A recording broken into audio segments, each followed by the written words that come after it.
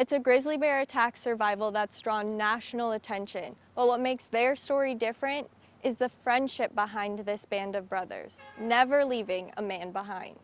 I had to get it off. I had to do something. I couldn't watch my friend get tore up right in front of me. When the four wrestling teammates at Northwest College decided to head to the Bobcat Houlihan Trail for some shed hunting Saturday, they never expected the turn it would take. We probably got 5 or 6 miles back in, and it was getting a little late. We found a couple sheds, all of us found a couple, and we're there, and we decided it's time to turn around and go back to the truck. That's when the group separated and the horror began. Kendall Cummings and Brady Lowry traveled together and were apart from the other two. Looked over at Kendall, and he was probably only 15 yards away from me, and I was like, dude, there's bear sign everywhere.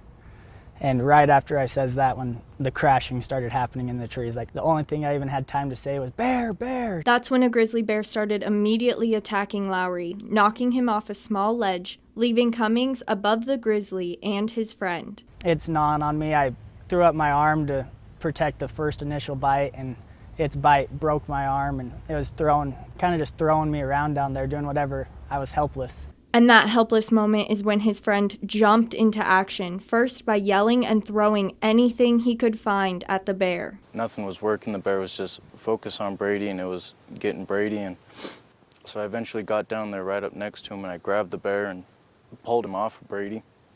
And the bear kind of looked at me and took me out onto the ground and started attacking me. Lowry got up and ran to call 911, but Cummings didn't know that and called out to make sure his teammate was okay. But when I called out to Brady, I think the bear knew that I was still in the area and I was still a threat. So it came back around and it got me again. While the attacks were happening, August Harrison and Orrin Jackson had lost sight of their friends and were completely unaware of what was happening. We finally get to the bottom of the basin, and when we finally found him, that's when Brady was coming down the mountain yelling for help. They finally got what I was saying to them and kind of hustled up to where I was at, and we were probably 100, 150 yards below where we got attacked by the bear. We thought Kendall was dead, really, and we were honestly prepared to go up there and find his body. But he wasn't dead.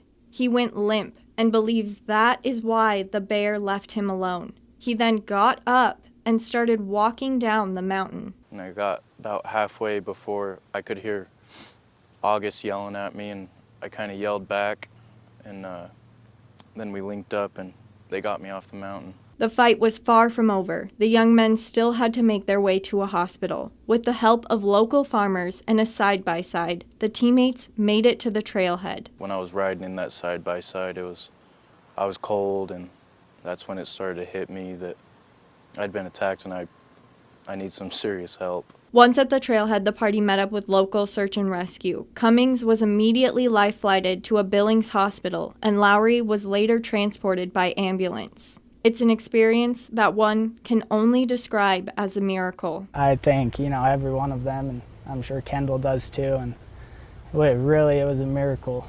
That everything was a miracle, the whole story. I'm just glad they're both out now and we can be together again.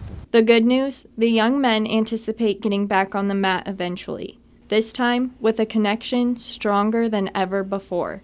In Powell, Haley Monaco, MTN News.